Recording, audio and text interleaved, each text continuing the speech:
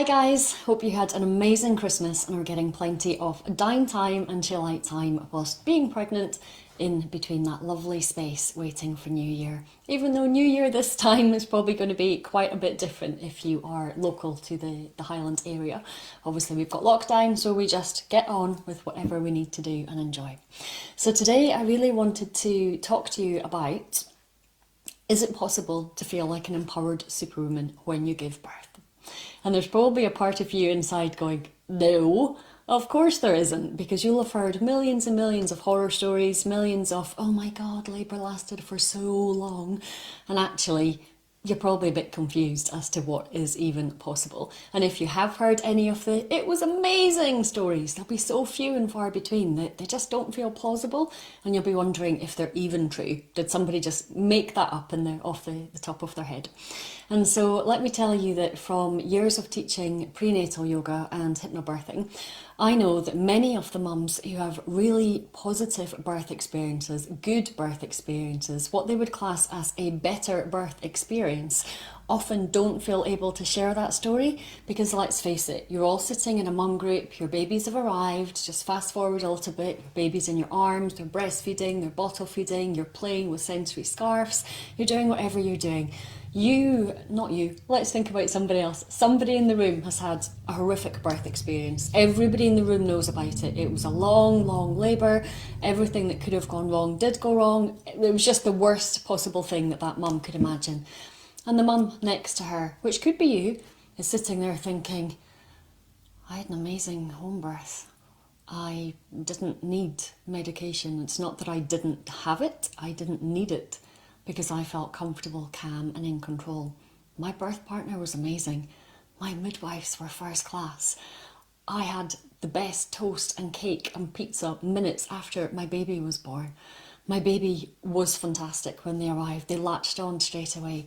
Does that mum really feel able to speak up and to change the birthing world, the face of the birthing world? No, and so often is the case that I know mums in the room who've had a really good experience and they just don't feel able to share. And over time they will share, perhaps in a different group where they don't feel like the smug mum. They want to fit in, everybody wants to fit in. And let's face it, what do most people fit in? How do we fit in and create rapport with people around us? We complain, don't we? Look at the weather, oh it's no good, oh a big long queue today. Oh, it's really hot in here, it's really cold in here. Can't believe you have to work in the run up to Christmas so late, poor you. We relate to each other so often by complaining. If you burst into a shop and go, it looks amazing in here today, people look at you like you're a little bit barking mad. And so the more that we talk about negative experiences, the more that they get drummed into other people, particularly when it comes to birth. Because let's face it, until you give birth, you don't know how you're going to feel, not 100%. You cannot control 100% how you're going to feel. But is it possible to feel like an empowered superwoman? 100% yes, it is possible. Is it possible for you? Also 100% yes. Is it guaranteed? Absolutely not. So let's have a little look at one piece of feedback I got from one of my hypnobirthing mums last year. And I love this. I love getting these text messages. They just appear on my phone at all times of the day and night. The midwives were great. They respected my wishes and my birth plan. They supported me, but let me focus on the birth for myself and keep myself calm, relaxed and in the zone. My partner stayed by my side the whole time, held my sick bowl when I thought I was going to be sick, and massaged my back with soothing strokes. He stroked my arms and kept telling me how great I was doing. I had some minimal grazing, no medication during the birth, just 2 paracetamol before leaving the house. I think it was the best possible birth it could have been. Did you hear that bit? I think it was the best possible birth it could have been. I think people fixate on the pain, but actually having my affirmations in my mind, the support of the team around me, a really clear mind and the birth pool, it was great. Showering later that evening, I was in absolute awe of my body and what it had achieved in 9 months and over the last less than 24 hours. Absolutely amazing. I feel so empowered and like a superwoman. Just hearing that last little bit again, imagining the day that you give birth, towards the end of that day, showering later that evening, I was in absolute awe of my body and what it had achieved in 9 months and over the last less than 24 hours. Absolutely amazing. I feel so empowered and like a superwoman. Now, it's entirely possible. What really helps you is the more birth prep that you do, the more either yoga or exercise, whether that's dance or anything that's going to help to not put weight and pressure on your joints, but to really help you develop that flexibility. And equally, it's really important to understand that having a good birth experience is also completely subjective. I've had some mums who have needed to have C-sections and they are thrilled that they've had a C-section. They made the very best of their C-section experience and they came away feeling empowered because they were involved in that decision-making process. They knew what to expect, and when they decided they wanted help, or when the information, their progress was presented to them by the consultant or the midwife, they were able to say, I would like to have a C-section. They were not forced into it, they were not pushed into it, they felt like they were involved in that process and having that discussion with that process. And equally, I've had mums who have had home births, water births, birth centre births. Everything has gone well for them, and for them, that makes them feel empowered. Having no medication helps some people feel empowered. Asking for medication when you feel like you're struggling or you're not sure that you have the strength to go on helps those women to feel empowered. So where does the feeling of being empowered come from, and why is it so subjective? Well, so much of that feeling comes from the spin that you're putting on it, how you're perceiving what has happened before and during your birth. And so if you planning is not, I have a birth plan, we must not deviate from this, because that's not going to make you feel empowered if you are just hanging on to the very edge. It must go like this, and it's just not going to go like that. That doesn't make you feel empowered. Then you feel like you've been robbed and stripped of your authority in the situation, your body, your baby, your decisions. And so being able to understand, what does a C-section mean? What does an epidural involve? What does it mean if I'm being recommended for an induction? Hold on a minute, somebody's booked me in for an induction. You can't just book me in for an induction without any conversation before. I didn't want to have vaginal exams, but they did them anyway. All of these things you have a choice in. And yes, you might choose some of them on the basis that it is better and healthier and safer for you and your baby. But that does not mean that you absolutely have no choice and you have to go down that road. And so feeling involved, feeling included, feeling informed and able to put your hand up and say, this is what I want to happen, this is what I believe needs to happen, or even stop, give me 10 minutes to myself and then come back and ask me again, unless there is an emergency situation, which most of the time there isn't. So if you are hearing things that start to chip away at your confidence, like FTP, which is failure to progress, then that simply means you're not dilating fast enough, or there's not enough activity happening. Your surges are not strong enough, they're your contractions, or they just feel like you're tiring out. Also, it can mean the ward's quite busy and we want to move everybody along a little bit. So you have the options, you have the choice, you have the ability to decide, what would I love to have happen? What is my second best would love to have happen? What is my third? What is my fourth? What is my absolute, I really don't want this, but I understand if this is the best for me and for my baby, then that's the route that we'll go down. And the more that you plan, the more that you educate yourself, the more that you understand what your options are, the more that your brain starts to register, oh, actually this could happen or this could happen. Not in a scary, oh, what if that happens and it all goes wrong? Just in a way that helps you to understand that what's going to happen in different routes. Think about it. If you've ever taken a young child out somewhere to a place you've never been before, chances are if you've gone to an airport or to a zoo, you might have told them in advance there's going to be animals, they're going to be inside of cages, it's important that you don't touch, this is what's going to happen. I'm not suggesting a hospital or a birth centre is like a zoo, by the way. Or you might have taken a child into a shopping centre, had a little word with them before you go in. Now remember, you have to hold my hand, we have to go into this shop, this is what happens. You teach a child right from the beginning. When we go to pay to leave, we give some money to the shopkeeper gives us some money back. You're empowering the child to understand what's going on and to be involved in that process. And in the same way, why would we decide that we're just going to rock up into a hospital or a birth centre or at home and decide, well, I'm just going to have this kind of birth with no preparation for it whatsoever? Not only are you preparing your mind so that you start to open up to what's possible, you start to understand all the different range of options, that also helps you to integrate that something is happening. You know, something very different is going to happen one of these days. It's not just la la la la la la la la la, And then all of a sudden, the stork has arrived and your baby is here. Congratulations. You know, there is a process that you need to go through. And part of that process is preparing your mind, preparing yourself emotionally and physiologically. And so I wrote down a couple of things just before. So what does help you to feel empowered? For some mums, it is having their dream birth and knowing that they had the experience that they wanted, that they didn't have medication, they didn't have intervention, they weren't screaming the house down. For other mums, it's the fact that they were able to vocalise, that they were able to make growling sounds or huffing or puffing sounds and they didn't feel intimidated. For some women, it's that they managed to get completely naked and really go for it without fearing what they looked like. For some, it's that feeling of absolute awe and admiration at what the physical female body is capable of. And to be able to hold that baby at the end of it and go, I made this. You had a little bit of help, admittedly. I made this baby. I grew this baby. And I have enabled this baby to be born and come out of my body. How amazing is that?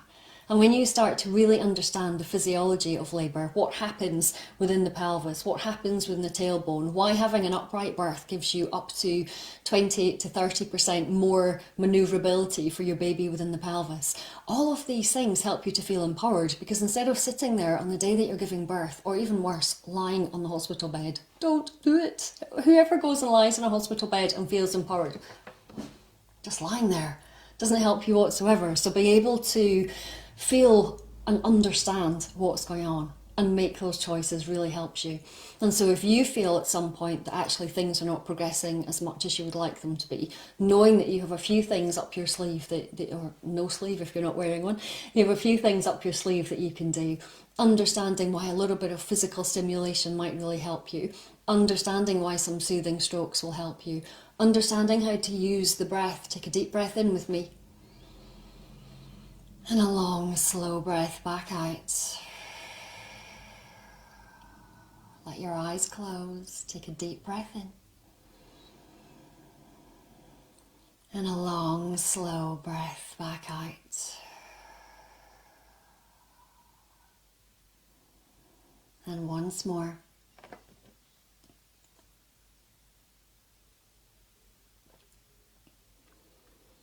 And did that help you to understand, even in that split second, the power of the breath to create calm in your body, to slow the heart rate down, to enable you to feel like you've got control back? Don't worry, I wasn't losing control of the Facebook Live. But really recognising and understanding what you can do to support your body. Getting up off that bed, getting down onto all fours, being on the bed on all fours. It's not that the bed is not useful, the bed is useful, just do your best not to go in there and lie flat out unless you need to for the benefit of your baby, then completely do that. Everything needs to be about the health and the well-being of your baby and how you feel physically, emotionally, really supporting yourself so that you have the very, very best possible chance of an empowered birth. Recognising that understanding what other births have been like within your family can also support you. Now, if they have been horror stories and terror stories, don't go there. Ask them if they have any beneficial birth stories that they can share with you, anything that they learnt, and specifically include the caveat that you don't want to hear about lots of pain. You don't want to hear about long, laborious labour and tears or any of that stuff. What you would like from them is any tips that they have that will help you. Now, I also know that one of my hypnobirthing mums found out in the process of having that conversation with her own mum that when she had birthed the mum I was working with, it was an orgasmic birth. Now you can imagine how that felt for her. It was at first a little bit icky, like, oh, weird, I don't know if I wanted to know that. A little bit more icky for her husband, that lady's son-in-law. But actually it was an amazing thing for her to understand that she had been born in that absolute power, that her mum had brought her into the world with that level of feeling empowered, that absolute euphoria. And that mum also went on to have a very empowering home birth. And so when you just ask around to find out what people's experiences are, they will be able to share with you some helpful things. Just make sure that you tell them you are only looking for helpful things. Now, how do you stack your odds in the favour? How do you stack the odds in your favour of having a positive and empowered birth? Well, what do you think? Write down a couple of ideas or drop a couple of comments down below. What do you think you need to do to support you to have a positive and empowered, a better birth, however you want to call it?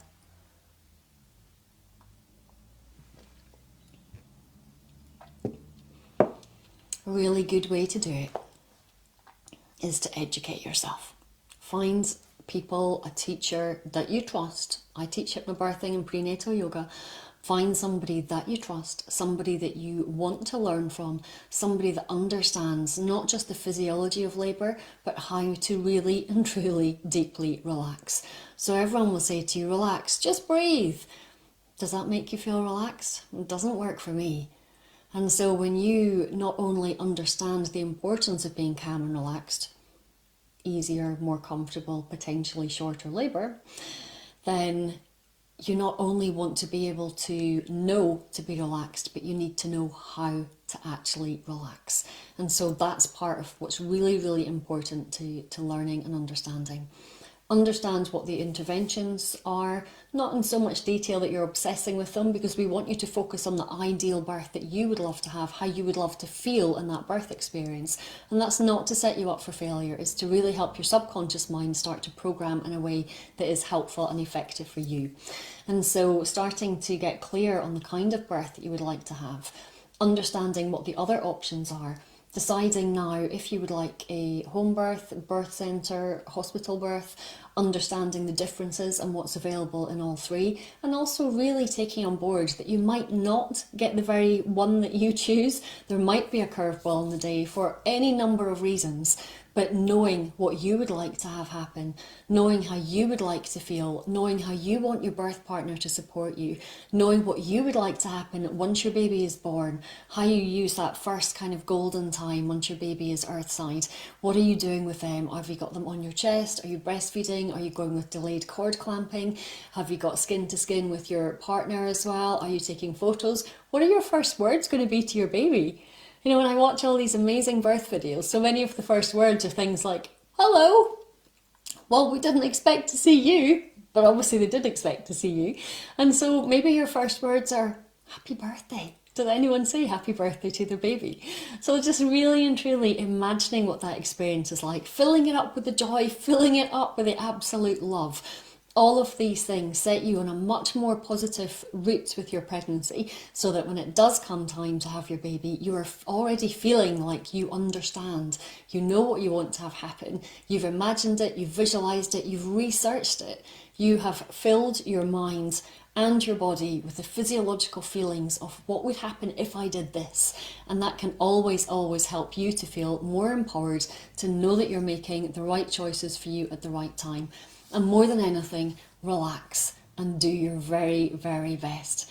There's no reason at the end of whatever kind of birth you had for you to feel like you didn't do enough. If you have done your prep, you've done your learning, then you know that you've done enough. You know that you're empowered to make the right choice for you and for your baby on the day. And if for any reason you didn't do that and you didn't have the experience that you wanted, then there is still plenty of help available to help you to move on from that, so that you enter into your motherhood from now on still feeling empowered and confident.